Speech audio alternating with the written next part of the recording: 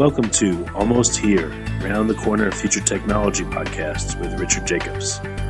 Future technologies poised to transform our lives for better or worse are the focus of this podcast. Almost here means these technologies are now here and starting to be used, or just around the corner, from Bitcoin to artificial intelligence, 3D printing, blockchain, virtual reality, and more. Hello, this is Richard Jacobs with the Future Tech Podcast. My guest today is Derin Alemli. He's a co-founder at Square Roots Kitchen. They're a technology-based, healthy, quick-service restaurant. So, Derin, how you doing? Doing great, Richard. Happy to be here. Yeah. So tell me about how did the concept for the restaurant start, and tell me how it functions. Yeah, absolutely. Well, I got the idea for this concept sort of in the middle of my journey into entrepreneurship. I had started another company called Downbeats, which is a brand of high-fidelity earplugs for concerts, in 2012. And about a year and a half into that, once that had gotten more to the point of automation, and I had really understood that I was shifting my career from a previous career in finance to being a full-time entrepreneur and just being a creator of ideas and companies. As a healthy eater myself, I really saw that there was a big gap in the market in terms of customizable healthy food. And the main thing for me that I saw was that as healthy food is just such a broad concept. By saying something is healthy, that could actually mean something very different for a lot of different people. For me, that was low carb, but I also found that for a lot of different people, that could be vegan or gluten-free or low calorie restriction or anything along those lines. And what I just always had a problem with was going to various restaurants and trying to customize something to my needs, and having to do that either through one-to-one human interaction or some sort of paper mechanics that could easily be misinterpreted or anything like that, or just calling up over the phone and stuff like that, where there's just a lot of mistakes that can happen in the process along those ways. And it was here that I really saw that there was a technology piece that could be implemented in the middle, and that's really where the idea came from, and myself and my partner hit the ground running from there. So what's it like going into your restaurant? Like, how is it different from a regular restaurant? Is it just the food, or it says you're technology driven? So how is it a different experience? Exactly. So for us, it's twofold. The food always has to come first, and at Square Kitchen, you're always going to be getting hot proteins, fresh ingredients, and really high quality ingredients on each individual level that all aggregate up to really, really tasty dishes. So the menu of salads, wraps, and quinoa bowls isn't necessarily anything incredibly novel, but it's always prepared at a very high quality standard. And that's something we really focus on. Now, in terms of the consumer experience though, as you walk into our store, which we have one right now, but we're working on our second location here in our home city of Chicago, you're instantly greeted by not only the 32-inch touch panels that are really showcasing our technology, but we're blending that automated approach by making sure that humans are always present and we're always there to help. So even if you are a little bit, certainly there is nothing like this in America, or maybe one or two other stores with very, very similar bold technology pushes. We're there to help, and we understand that this is going to be a change in the marketplace over the coming years. But as you dive into each touch panel, you're going to be greeted with all of our SRK favorites. So these are pre-designed recipes that we've come up with, each with detailed calorie and macronutrient information. So you're seeing carbs, proteins, and fats as well as recipes and all the ingredients in them. But you're also able to customize, and every item you can hit the customize button or start from scratch and just build your own. And you're getting real-time nutritional transparency as you're doing that. In addition to that, you're also able to filter our entire menu by diets or allergies. So if you come in and you have a nut allergy, you can select a nut allergy, and then we'll show you on the ingredient level every item that contains nuts, which is actually pretty limited in our restaurant for the purposes of trying to avoid cross contaminants and things like that. But as just an example, you could have a nut allergy, a dairy allergy, a gluten allergy, or you could be on some sort of diet. And we have 21 different combined diets and allergies right now that you can filter by. So is it a self-serve restaurant, or you sit at the table and like the waiter or waitress comes and goes through the menus with you, or like what's the experience like? Well, so all the menus is on our technology in some facet, whether that's on our app, at home, our website, or in store on the touch panel. So that's where the consumer is having their point of interaction with the menu. And then once they swipe their card or place their order online, all that's coming out in the back end on a ticketing system that we've created, and each entree is labeled with all the ingredients in it, as well as the name of the dish, name of the customer, and has all the calorie info on it as well. So if you wanted a second reference point, it's right there for you. And we're handing the food out at a counter, or if we see that because we're monitoring the front of house while the kitchen staff works. Sometimes we see that people are just sitting down. We'll just bring the food out there for them. But it's typically a pretty I think what we really focus on is blending the ability of having a bunch of touch panels out front that can take the orders, and so that our staff can focus on the food preparation. But we have enough balance in that process that we are still there to be able to answer questions and provide a high level of customer service. Yeah, that's what I was wondering. What kind of feedback do you get from the people that eat there? Do they really feel like it's a super different experience, or what's their feedback? Why do they like it so much? Well, I mean, like I said, first and foremost, the food quality is of utmost importance to us, and that's definitely why we've seen very high ratings on all of our sales platforms and review platforms like Yelp and Google and all that sort of stuff. So the food is what keeps people coming back. But I think that ease of ordering and the ease of customization is really what drives a lot of that consumer experience as well. We see probably 60% of the meals that we make are customized.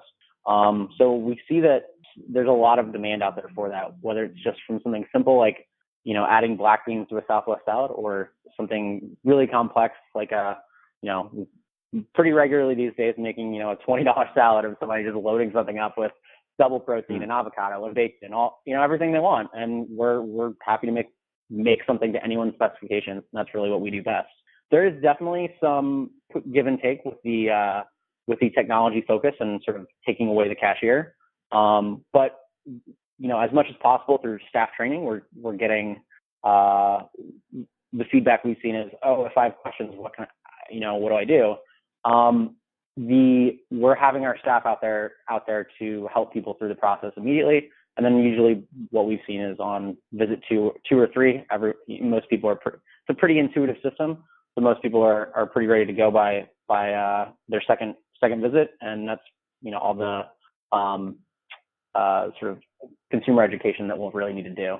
I do think that we want to recalibrate our architecture a little bit on future locations to make that element even more known, of just making sure that consumers come in and they see that, yes, this is where I'm ordering from, but that there's still a whole staff back there that if you have questions, that it's not completely sterile and robotic. Right. Gotcha. You said 60% of people will customize. I don't know, like at Starbucks, it's kind of a runaway effect. People seem to ridiculously customize stuff. What's it like at Square Roots? I mean, do you find the customizations are rational or reasonable? I mean, most restaurants penalize that. They say no substitutions. And they're not very friendly. What's the experience been like for customers there? How are you seeing people react to that customization? Well, see, our whole process is built around a customizable menu. So for us, we embrace it. We want people to customize, not only because it makes them happier customers, but also because it's a revenue increaser. Every time someone's adding items to a dish, it's additional food that we're selling on one item. So for us, we do offer a variety of customizations in terms of what different ingredients you want, but it is still limited to those ingredients. So that's sort of the cutoff point for us. We're not making a system where it's, okay, well, I want this chicken without garlic in it. Unfortunately, the chicken is what the chicken is, and that's spiced with our proprietary spice blend, which does contain some garlic. So we can't address every single customization out there, but we can address, 99% of them. We've gotten some requests here and there that are, okay, I actually had to think about it.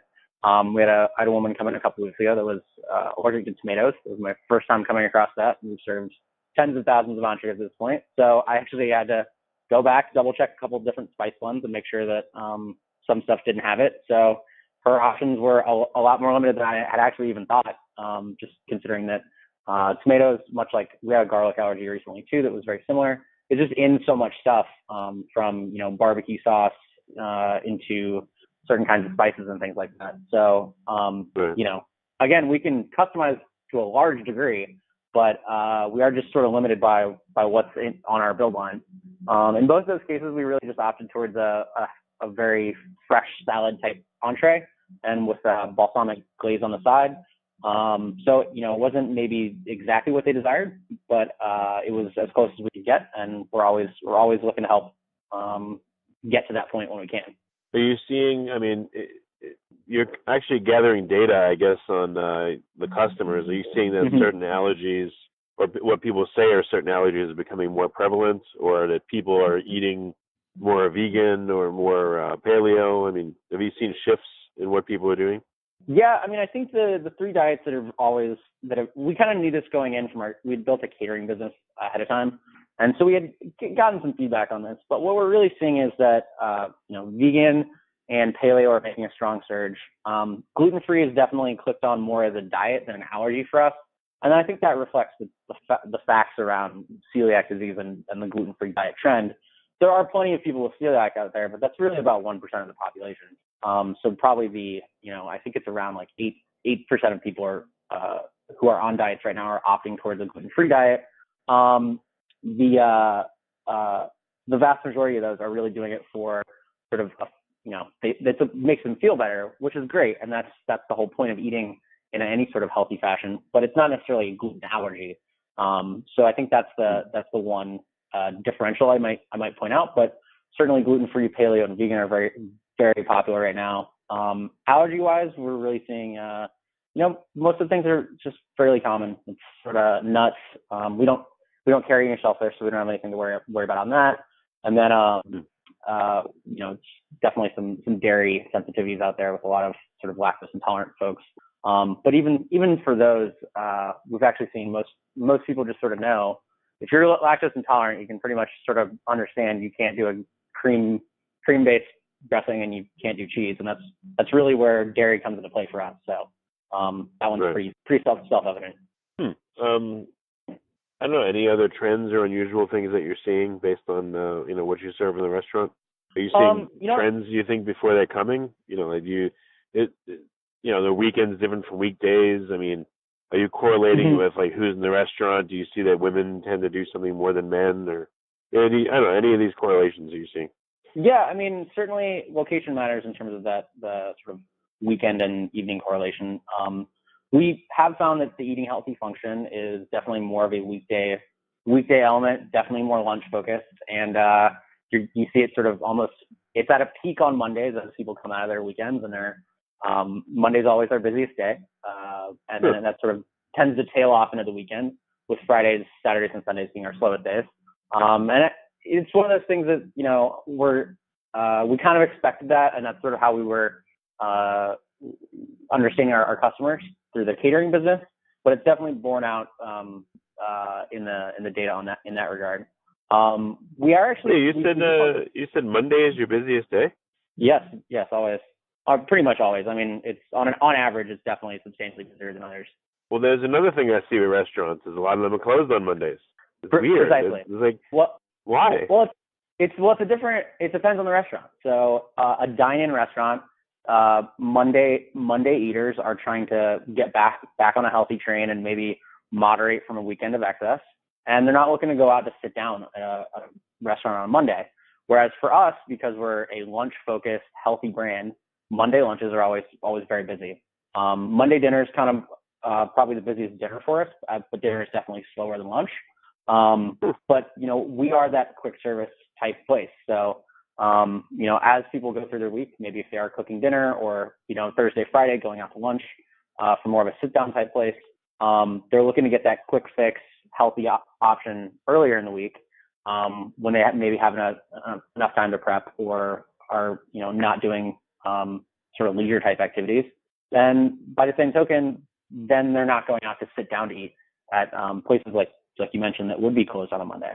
It's just so odd because everything you're saying is, well, not everything, but a lot of it's contradictory to what I've seen. I think your way is better, obviously. Like again, I've been frustrated that restaurants say no substitutions or they're closed on Mondays, Yeah. which is just very odd to me.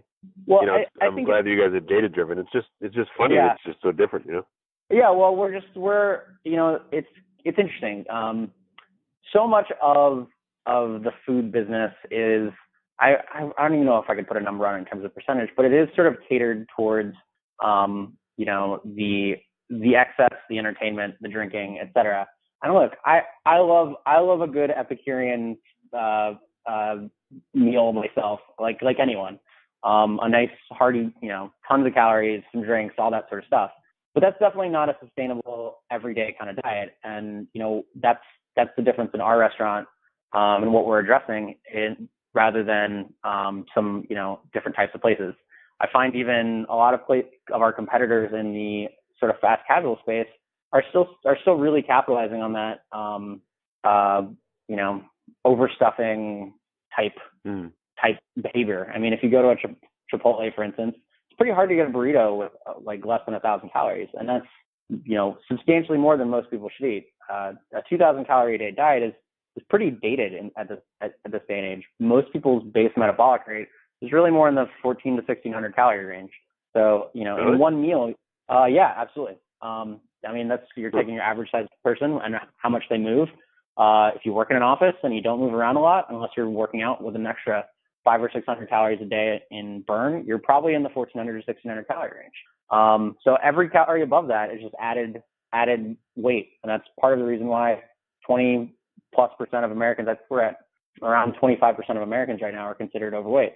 So it's something that we definitely focus on. That we want to make sure that we're giving people meals that are tasty and very, very delicious, but also healthy, and addressing that sort of calorie issue, along with just putting in clean foods, fresh ingredients, non-adulterated products, as little preservatives as possible. I should say, it's no preservatives.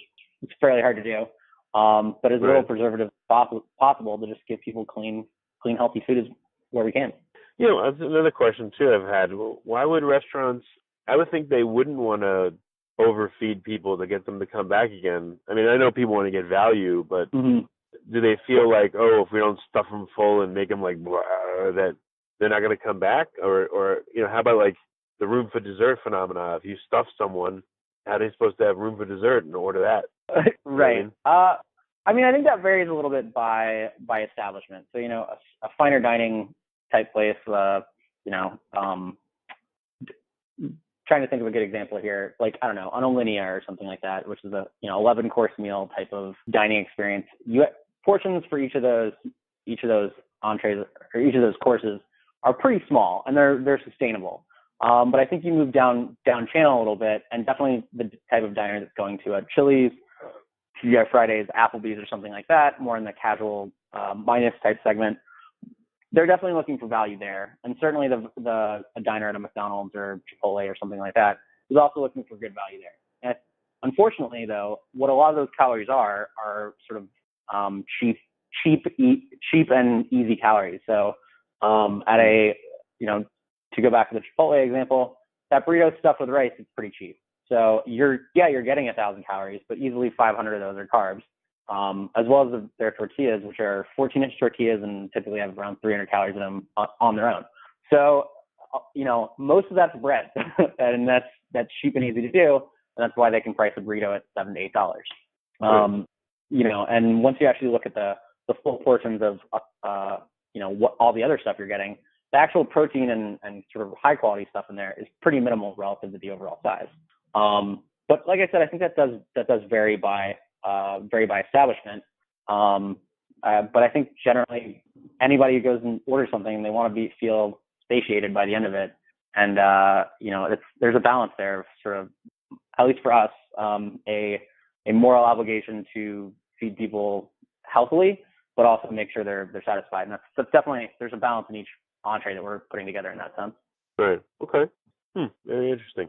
So what's next for the Square Root Kitchen?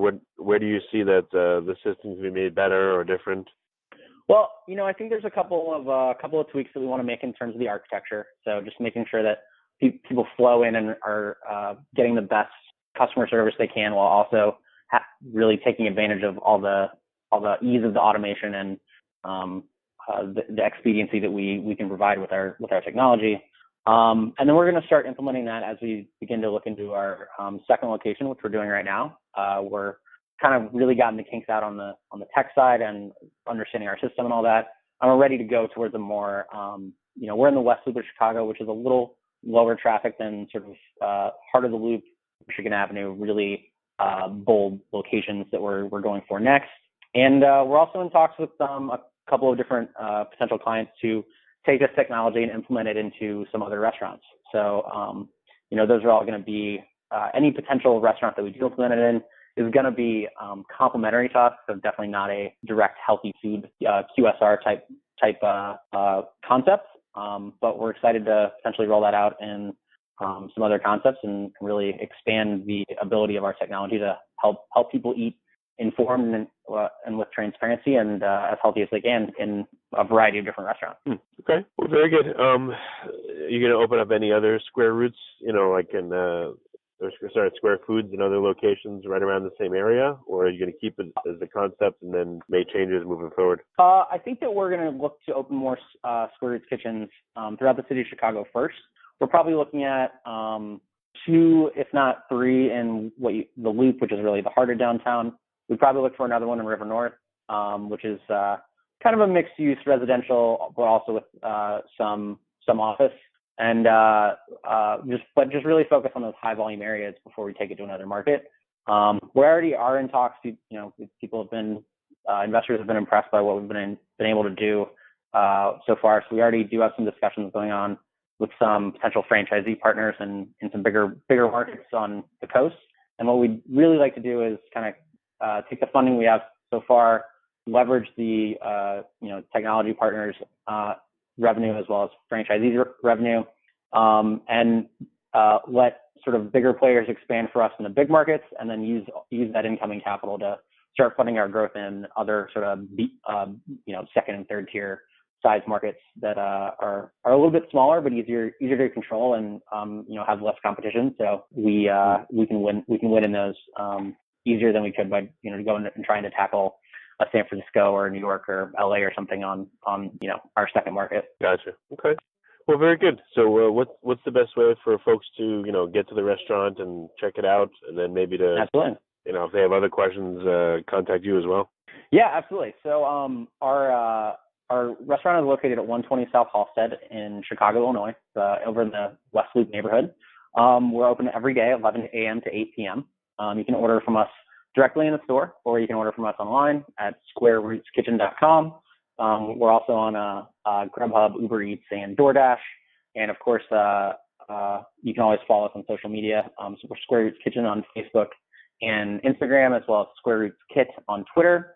And if you'd like to reach me, we do have a contact form on the website, but you can also just email orders@squarerootskitchen.com and shoot us a request, a comment, or we do catering as well. We're here to help every day. That's great. Well, like I said, Derin, you got to affect all these other restaurants and open them up on Mondays and fix their models there, I'm trying. That's good. I'm trying. Right on. Well, thanks for being on the podcast. I really appreciate it. Absolutely. Thank you, and have a great day. You have been listening to Almost Here, Around the Corner Future Technology podcast with Richard Jacobs. Subscribe to this podcast, post a review to discover more future technologies that are poised to transform our lives for better or worse, such as Bitcoin, artificial intelligence, 3D printing, blockchain, virtual reality, and more.